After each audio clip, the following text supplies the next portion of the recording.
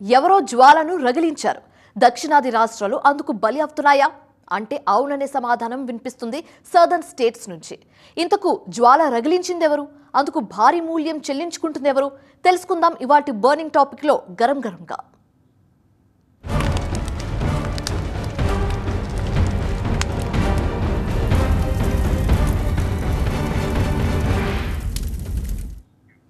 ఇప్పుడు దక్షిణాది రాష్ట్రాలకు భయం పట్టుకుంది.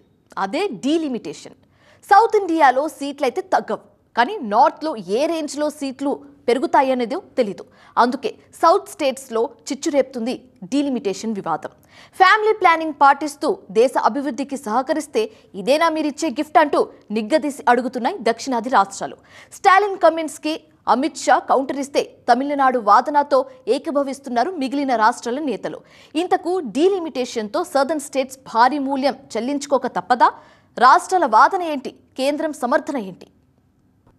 What is your terms of reference? Population బేసిసా, ప్రోరేటా బేసిసా, ఏం బేసిసో చెప్పకుండా दक्षिण के एक भी राज्य का एक भी सीट कम नहीं हो.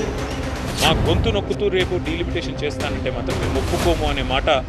వీళ్ళే కానీ పెట్టినైతే ఈ దేశం రెండు ముఖాలు ఖాయం. మథనం జరుగుతోంది.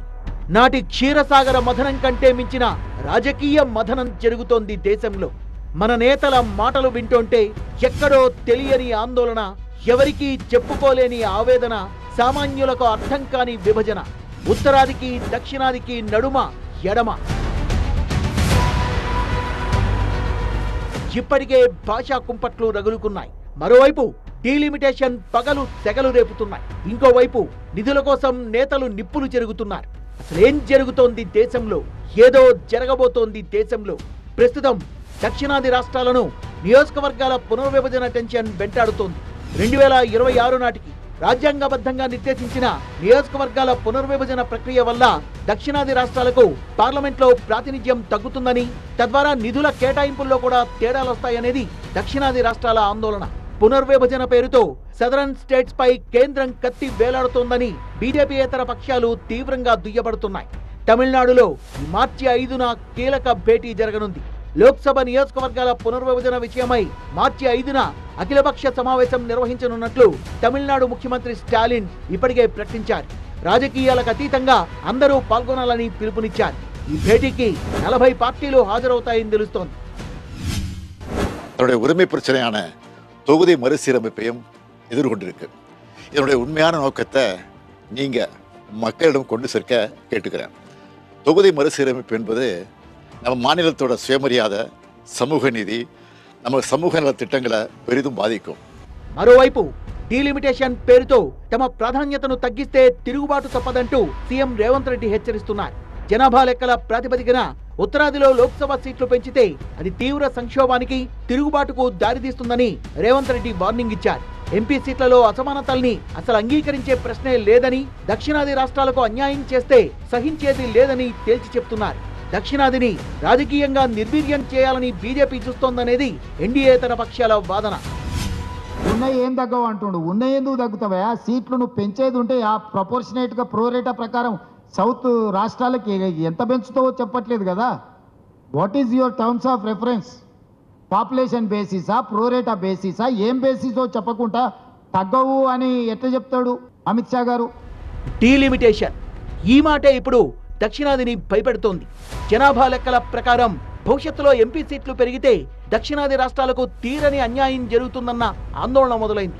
అడ్డగోలుగా జనాభా పెరిగిపోయిన ఉత్తరప్రదేశ్, బీహార్ లాంటి 3-4 రాష్ట్రాలే దేశ రాజకీయాలను శాసిస్తాయి, శాశ్వతంగా అధికారం చేజిక్కించుకుంటాయి. ఆయా రాష్ట్రాల్లో గెలిస్తే చాలు, మొత్తం దేశం నెత్తిన పెత్తనం చేయొచ్చు.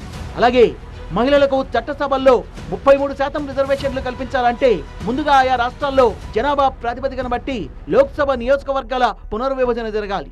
ఆ తర్వాతే మహిళలకు చట్టసభల్లో రిజర్వేషన్లు కల్పిస్తారు. ఇక్కడే అసలు ప్రమాదం పొంచి ఉందంటున్నారు మేధావులు. జనాభా ప్రాతిపదికన ఎంపీ సీట్లు పెంచితే దక్షిణాది రాష్ట్రాలకు పార్లమెంట్లో బలమైన గొంతు లేకుండా పోతుంది. యూపీ, బీహార్ లాంటి కొద్ది రాష్ట్రాలే భారతదేశాన్ని పరిపాలిస్తాయి. అక్కడ గెలిచిన పార్టీనే దేశాన్ని పరిపాలిస్తుంది.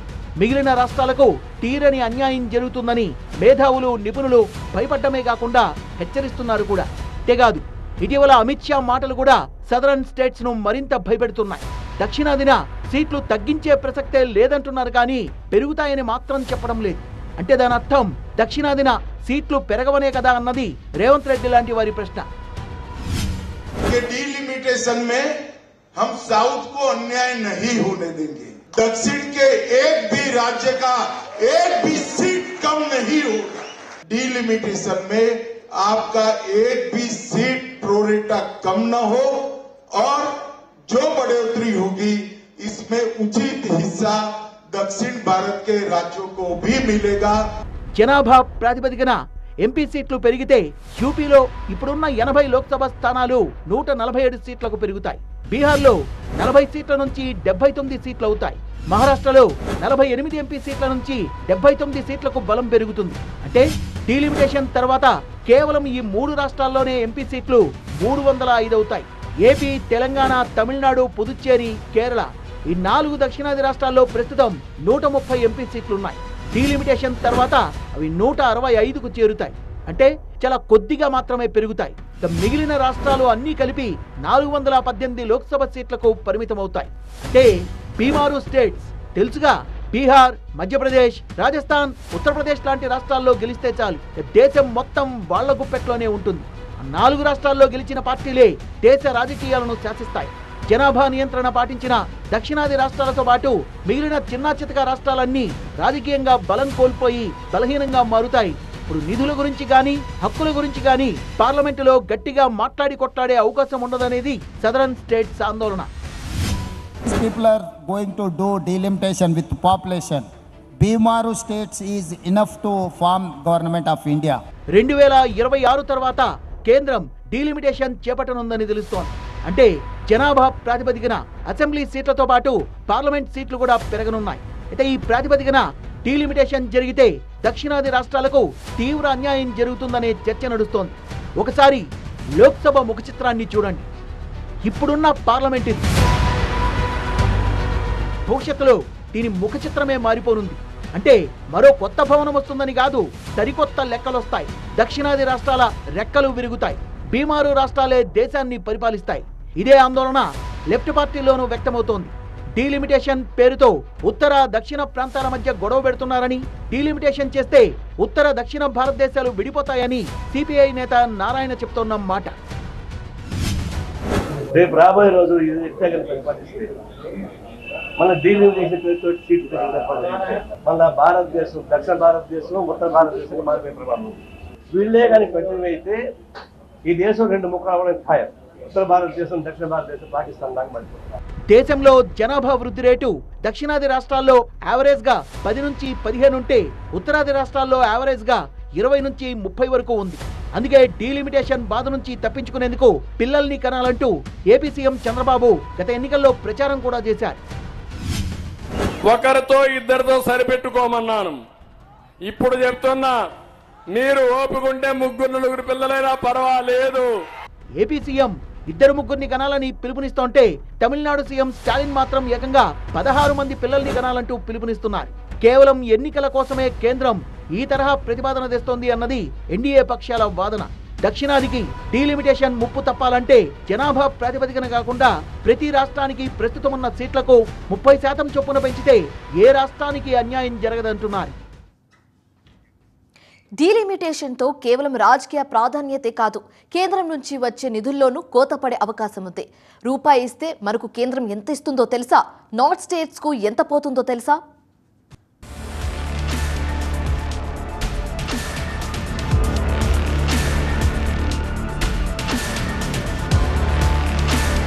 డీలిమిటేషన్తో దక్షిణాదికి శరాఘాతమవుతుందనే ఆందోళన సర్వత్రా వ్యక్తమవుతోంది. దేశంలో 18% జనాభా ఉన్న దక్షిణాది రాష్ట్రాలు దేశ జీడీపీలో 35% కంట్రిబ్యూట్ చేస్తున్నా నోరు మెదపలేని స్థితికి చేరుకుంటాయి. ఇప్పుడు నిధుల గురించి గానీ హక్కుల గురించి గానీ పార్లమెంట్లో గట్టిగా మాట్లాడి కొట్లాడే అవకాశం కూడా ఈ రాష్ట్రాలకు ఉండదని మేధావులు, నిపుణులు హెచ్చరిస్తున్నారు. ఇప్పటికే నిధుల విషయంలో తీవ్రమైన అన్యాయం జరుగుతోందని దక్షిణాది రాష్ట్రాలు ఆందోళన వ్యక్తం చేస్తున్నాయి. రాష్ట్రం నుంచి కేంద్రానికి పన్నుల రూపంలో రూపాయి పంపిస్తే రాష్ట్రానికి 42 పైసలు మాత్రమే తిరిగి వెనక్కొస్తున్నాయని చెప్పారు. జనాభా పేదరికం ఎక్కువగా ఉన్న కారణంగా బీహార్కు రూపాయికి 7 రూపాయల 6 పైసలు, ఉత్తరప్రదేశ్కి రూపాయికి 3 రూపాయలు ఇస్తున్నారని ప్రస్తావించారు. ఇదే ఆందోళన కర్ణాటకలో కూడా వ్యక్తమవుతోంది. 2024 ఎన్నికలకు ముందు పన్నుల పంపిణీ మీద కేంద్రం వివక్ష చూపిస్తోందంటూ కర్ణాటక ముఖ్యమంత్రి సిద్ధరామయ్య ఆందోళన వ్యక్తం చేశారు. జస్టిస్ ఫర్ కర్ణాటక అంటూ ఢిల్లీ జంతర్ మంతర్ దగ్గర భారీ ధర్నా కూడా చేశారు. If you collect 100 rupees and giving it to Government of India, we are getting back only 12 to 13 rupees as our share. నిధుల కేటాయింపులు ఇప్పుడే ఇంత వివక్ష చూపుతుంటే డీలిమిటేషన్ జరిగి నార్త్ స్టేట్స్ లో సీట్లు పెరిగితే ఆ మాత్రం ప్రాధాన్యత కూడా సదరన్ స్టేట్స్ ఉండదన్న ఆందోళన దక్షిణాది రాష్ట్రాల నుంచి వ్యక్తమవుతోంది. నిధుల పంపకంపై మరిన్ని వివరాలు మా సీనియర్ అసిస్టెంట్ ఎడిటర్ సత్య అందిస్తారు. గూడ్స్ అండ్ సర్వీసెస్ ట్యాక్స్ ఇతర ట్యాక్సెస్ ద్వారా కేంద్ర ప్రభుత్వానికి వచ్చే డబ్బుని కేంద్రం తన దగ్గరే ఉంచేసుకుంటుందా? కాదు. కేంద్ర ప్రభుత్వం తనకంటూ కొన్ని పనులుంటాయి, వాటికి ఆ అమౌంట్ని కేటాయిస్తుంది, like infrastructure development etcetera etcetera. అది కాకుండా మిగిలిన డబ్బుని తిరిగి మళ్ళీ రాష్ట్రాలకే ఇస్తుంది. కానీ రాష్ట్రాలకు ఏ బేస్ మీద ఇస్తుంది? జనాభా దామాషా ప్రకారం ఆ డబ్బుని తిరిగి రాష్ట్రాలకు అందజేస్తూ ఉంటుంది. సో అలా 1971 జనాభా లెక్కల ప్రకారం ఏ దామాషాలో ఉన్నారో స్టేట్స్కి దాని ప్రకారం ఇచ్చుకుంటూ వచ్చింది ఎప్పటి వరకు? టిల్ 2022 వరకు. కానీ 2022లో ఏం జరిగింది? 15వ ఆర్థిక సంఘం 2011 జనాభా లెక్కల ప్రకారం ఈ కేటాయింపులు కేంద్రం నుంచి రాష్ట్రాలకు జరగాలని చెప్పేసి తీసుకొచ్చింది. దానివల్ల సౌత్ స్టేట్స్ బాగా నష్టపోతున్నాయి. సో 2022 తర్వాత 15th ఫినాన్స్ కమిషన్ చేసిన సిఫారసుల మేరకు ఇచ్చిన రూపాయి రాష్ట్రాలకి ఏ మేరకు ఉందో ఒకసారి మీకు ఈ ఇమేజ్ చూస్తే అర్థమైపోతుంది. ఈ కింద రెడ్ కనిపిస్తున్నాయని సదరన్ స్టేట్స్, ఈ గ్రీన్లో కనిపిస్తున్నాయని నార్థరన్ స్టేట్స్. సో రూపాయి పోకడ కేంద్రం నుంచి ఆయా రాష్ట్రాలకు ఎలా ఉందో మీరు ఒకసారి అర్థం చేసుకోండి. కేరళకు రూపాయిలో 0.57 అంటే 57 పైసలు వెళ్తుంది. తెలంగాణకు 43 పైసలే వస్తుంది. ఇదే విషయం కేటీఆర్ పదే ప్రస్తావిస్తూ వచ్చారు కూడా. మేము మీకు రూపాయి ఇస్తే మీరు తిరిగి మాకు ఇచ్చేది 43 పైసలే అని. కర్ణాటకకు 15 పైసలు, మహారాష్ట్రకి 8 పైసలు, తమిళనాడుకి 29 పైసలు, ఆంధ్రప్రదేశ్కి 49 పైసలు వస్తుంది. బట్ వేరే మీరు నార్థరన్ స్టేట్స్ చూడండి. జార్ఖండ్ కట్టేది రూపాయి అయితే జార్ఖండ్కి 2 రూపాయలు 15 పైసలు వెళ్తుంది. మధ్యప్రదేశ్ నుంచి కేంద్రానికి వెళ్ళేది 2 రూపాయలు వెళ్తే మధ్యప్రదేశ్కి కేంద్రం ఇస్తున్నది 2 రూపాయలు 42 పైసలు. ఇక బీహార్, ఉత్తరప్రదేశ్ చూడండి. బీహార్ అయితే రూపాయి కడితే బీహార్కి తిరిగి కేంద్రం 7 రూపాయలు 6 పైసలు ఇస్తుంది. అట్లా నార్థరన్ స్టేట్స్ అన్నీ కూడా వాళ్ళు ఇచ్చేదానికంటే ఎక్కువ లాభం పొందుతున్నాయి. సదరన్ స్టేట్స్ నుంచి కేంద్రానికి వెళ్ళేదానికంటే సదరన్ స్టేట్స్కి తక్కువ వస్తుంది. ఓకే, ఇది percentage wise and revenue wise ఎలా ఉందో ఇంకొక స్లైడ్లో నేను మీకు చూపించే ప్రయత్నం చేస్తాను. ఇక స్టేట్ వైజ్ డిస్ట్రిబ్యూషన్, ఇది 2024 అక్టోబర్ డేటా, అంటే ప్రతి రీసెంట్ డేటా. దీని ప్రకారం ఎంతెంత percentage southern states, northern states receive చేసుకుంటున్నాయో మనం అర్థం చేసుకోవచ్చు. ఉత్తరప్రదేశ్ చూడొచ్చు, 17.93% రిసీవ్ చేసుకుంటుంది ఒక్క సింగిల్ స్టేట్. వేరాజ్ దక్షిణాది రాష్ట్రాల్లో ఈ 5 రాష్ట్రాలు కలుపుకుంటే ఎంత అవుతుందో తెలుసా? Not even single Uttar Pradesh. ఈ దక్షిణాది రాష్ట్రాల్లో అన్నీ కలుపుకుంటే 15.8% మాత్రమే రిసీవ్ చేసుకుంటున్నాయి అన్ని రాష్ట్రాలు కలిపి. కానీ ఒక్క ఉత్తరప్రదేశ్ మాత్రం 17.93% కేంద్రం నుంచి రిసీవ్ చేసుకుంటుంది. సో ఈ జనాభా తగ్గింపు చర్యలు చేసుకున్న తర్వాత సదరన్ స్టేట్స్ దీనివల్ల నష్టపోతున్నాయి, నార్థరన్ స్టేట్స్ లాభపడుతున్నాయి. సో ఇది ఒక మేజర్ పాయింట్ అయిపోయింది. డీలిమిటేషన్ పై ఆల్రెడీ సౌత్ స్టేట్స్ ఢీ కొడుతున్నాయి. ఇటు నిధులపైన నిప్పులు చెరుగుతున్నాయి. ఈ వివాదం ఇంకా పచ్చిగా ఉండగానే మరోవైపు భాష విద్వేషాలు రగులుతున్నాయి. మరో హిందీ వ్యతిరేక ఉద్యమంగా టర్న్ తీసుకుంటుందా అన్నట్టుగా సౌత్లో ఆందోళనను మిన్నంటుతున్నాయి. హిందీ అక్షరంపై అంతర్యుద్ధం మొదలైందా అన్నట్టుగా ఉద్యమాలు కూడా నడుస్తున్నాయి. ఇప్పటికే తమిళనాడు హిందీకి వ్యతిరేకంగా పెద్దెత్తున నిరసనలు చేపట్టగా ఇటు తెలంగాణ, కర్ణాటక కూడా గొంతు కలుపుతున్నాయి. భాష అంటే కేవలం కమ్యూనికేషన్ మాత్రమే కాదు, ఎమోషన్ కూడా. అలాంటి మాతృభాష కేవలం హిందీ భాష కారణంగా దాదాపు 25 భాషలు కనుమరుగయ్యే పరిస్థితి ఉందంటూ తమిళనాడు సీఎం స్టాలిన్ చేసిన ట్వీట్ ఇప్పుడు అందరినీ ఆలోచనలో పడేసింది. జాతీయ విద్యా విధానంలో భాగమైన త్రిభాషా సూత్రాన్ని తమిళనాడు తీవ్రంగా వ్యతిరేకిస్తోంది. తమిళనాడే కాదు, టోటల్ సౌత్ బెల్ట్ వ్యతిరేకిస్తోంది. హిందీని తమపై బలవంతంగా రుద్దుతున్నారని మండిపడుతూ మొదట లేఖల యుద్ధం మొదలుపెట్టారు. ఆ తర్వాత ఇప్పుడు నేరుగా రోడ్ల మీదకి వచ్చి పోస్టాఫీసులు, రైల్వే స్టేషన్లలో హిందీ అక్షరాలకు నల్లరంగు పూస్తున్నారు, హిందీ బోర్డుల్ని తొలగిస్తున్నారు. సౌత్ గేట్ లో పలుచోట్ల నిరసన కార్యక్రమాలు చేపడుతున్నారు. త్రిభాషా సూత్రంలో హిందీ ఆప్షనే కానీ బలవంతం కాదు కదా అన్నది కేంద్ర ప్రభుత్వం సమర్థన. అయితే మొదట ఆప్షన్ అంటారో ఆ తర్వాత తప్పనిసరి చేస్తారనేది సదరన్ స్టేట్స్ వాదన.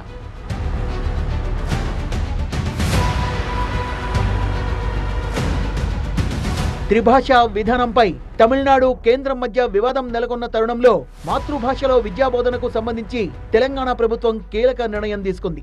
రాష్ట్ర వ్యాప్తంగా సిబిఎస్ఈ, ఐసిఎస్ఈ, ఐబీ తదితర అన్ని బోర్డుల పరిధిలోని అన్ని పాఠశాలలు 9, 10 తరగతుల్లోనూ తెలుగు తప్పనిసరి సబ్జెక్టుగా అమలు చేయాలని నిర్ణయించింది. ముఖ్యమంత్రి రేవంత్ రెడ్డి ఆదేశంతో ఈ మేరకు తెలంగాణ విద్యాశాఖ ఉత్తర్వులు కూడా జారీ చేసింది. వచ్చే విద్యా సంవత్సరం నుంచే దీన్ని అమలు చేయాలని నిర్ణయించారు. భాష అనేది ఇష్టంతో నేర్చుకునేది. భాష అనేది తీసుకొచ్చి రుద్దితే ఎవరు ఊరుకోరు. ఎవరి భాష వాళ్ళకు మాతృభాష ముద్దు. అందుకే ఈ మధ్య నిన్నగాక మన ఆదేశాలు ఇచ్చిన మీరు చూసి ఉండొచ్చు. తెలుగు భాషను ఖచ్చితంగా నిర్బంధంగా అన్ని పాఠశాలలలో అమలు చేయాల్సిందని రాష్ట్ర ప్రభుత్వం నిర్ణయం తీసుకుంది. మేము ఈ మధ్యకాలంలో ఇచ్చిన జీవోలు కూడా వ్యవసాయ శాఖకు కానీ ఇతర శాఖలకు సంబంధించిన ప్రధానమైన జీవోలు కూడా మేము తెలుగులోనే ఇస్తున్నాం. తెలుగు భాషను పరిరక్షించుకోవాల్సిన బాధ్యత మన మీద ఉంది. ఇది ప్రాచీనమైన భాష. తెలుగు భాష కనుమరుగు అవ్వడాన్ని ఏమాత్రం ఒప్పుకోము. యూపీఎస్సీ పరీక్షలను కూడా తెలుగులో నిర్వహించాలని డిమాండ్ చేసినాము. కాంగ్రెస్ పార్టీ ప్రాంతీయ భాషలకు అత్యంత ప్రాధాన్యత ఇస్తుంది. దశాబ్దాలుగా సౌత్కు కేంద్రానికి నడుమ భాషా పోరాటం జరుగుతోంది. భారతీయ భాషల మధ్య ప్రభుత్వాలు సృష్టిస్తున్న ఈ గొడవల వల్ల 1937 నుంచి ఎంతో మంది అమరులయ్యారు. 1937లో హిందీని తప్పనిసరి చేయాలన్న రాజాజీ విధానాన్ని ఈవి రామస్వామి నాయకర్ తదితరులు తీవ్రంగా వ్యతిరేకించడంతో 1940లో వెనక్కు తీసుకున్నారు. 1948, 49 నాటి విశ్వవిద్యాలయాల కమిషన్ భాషల విషయంలో విద్యావేత్తల్లోనే వివాదం ఉందని అంగీకరిస్తూ సమాఖ్య భాషగా హిందీ ఉండాలని, విద్యార్థులు 3 భాషలు నేర్చుకోవాలని సూచించారు. 1964, 66 నాటి కొఠారి జాతీయ విద్యా కమిషన్ ఈ త్రిభాషా సూత్రాన్ని సిఫార్సు చేసింది. 1968లో ఇందిరాగాంధీ ప్రవేశపెట్టిన జాతీయ విద్యా విధానంలో హిందీ మాట్లాడే రాష్ట్రాల్లో హిందీ, ఇంగ్లీష్తో పాటు ఒక ప్రాంతీయ భాష ఉండాలని, హిందీ మాట్లాడని రాష్ట్రాల్లో ఒక ప్రాంతీయ భాష ఇంగ్లీష్, హిందీ నేర్చుకోవాలని ఈ త్రిభాషా సూత్రాన్ని ప్రవేశపెట్టారు. 1986 జాతీయ విద్యా విధానం ఇదే విధానాన్ని కొనసాగించింది. 2020 జాతీయ విద్యా విధానంలో బీజేపీ ప్రభుత్వం కొంత సౌలభ్యం కల్పించింది. హిందీ తప్పనిసరని చెప్పలేదు. 3 భాషల్లో 2 భారతీయ భాషలు ఉండాలని మాత్రమే చెప్పారు. 1968 నుంచి తమిళం, ఇంగ్లీష్లో మాత్రమే విద్యా విధానం కొనసాగిస్తున్న తమిళనాడు ప్రభుత్వం తాజా విద్యా విధానంలోని త్రిభాషా సూత్రాన్ని వ్యతిరేకిస్తోంది. ఉన్న 2 భాషలే చదవలేక, రాయలేక ఇబ్బంది పడుతున్న విద్యార్థులకు 3వ భాష మరింత భారమవుతుందని చెబుతోంది. 2019లో జాతీయ విద్యా విధానం డ్రాఫ్ట్ తయారీ దశలోనే హిందీపై తీవ్ర వ్యతిరేకత రావడంతో హిందీ తప్పనిసరి అనే దాన్ని తొలగించి ఆప్షన్గా మార్చారు. త్రిభాషా విధానం అమల్లో విఫలమైందని, విద్యా నాణ్యత కొరవడిందని కొన్ని నివేదికలు కూడా వచ్చాయి. 2023 నివేదిక ప్రకారం 14 నుంచి 18 సంవత్సరాల వయసు వారిలో 40% మంది ఆంగ్లంలో వాక్యాలు కూడా సరిగా చదవలేకపోతున్నారని, ఇటువంటప్పుడు ఇంకా 3వ భాష ఎందుకు అనే వాదనలు వినిపిస్తున్నాయి. ముఖ్యంగా హిందీని వ్యతిరేకిస్తూ తమిళనాడులో కంటిన్యూగా నిరసనలు కొనసాగుతున్నాయి. ఈ వ్యతిరేకతలు మలుపు తీసుకొని సంస్కృతి, రాజకీయాల వైపు వెళ్తున్నాయి. హిందీ మీద అమిత ప్రేమ ఉండక్కర్లేదు, అలాగని హిందీ మీద అమిత ద్వేషమూ అక్కర్లేదు. ఈ రోజుల్లో మాతృభాష ఏదైనా ఇంగ్లీష్ తప్పనిసరిగా నేర్చుకోవాలి. దానికి హిందీ తోడైతే మంచిది. భాషను బలవంతంగా రుద్దితే అది లేనిపోని అనర్థాలకు దారితీస్తుంది. మరోవైపు ఉన్నత విద్యా సంస్థల్లో స్థానిక భాషలకు ప్రాధాన్యత కల్పించేలా యూనివర్సిటీ గ్రాంట్స్ కమిషన్ యూజీసీ కీలక నిర్ణయం తీసుకుంది. ఈ మేరకు విశ్వవిద్యాలయాలకు గత బుధవారం కీలక ఆదేశాలు జారీ చేసింది. విద్యార్థులు ఆంగ్ల మాధ్యమంలో కోర్సుల్ని అభ్యసించినా వాళ్ళు స్థానిక భాషల్లో పరీక్షలు రాసేందుకు అనుమతించాలని యూజీసీ సూచించింది. ఇదో శుభ పరిణామం అంటున్నారు భాషావేత్తలు.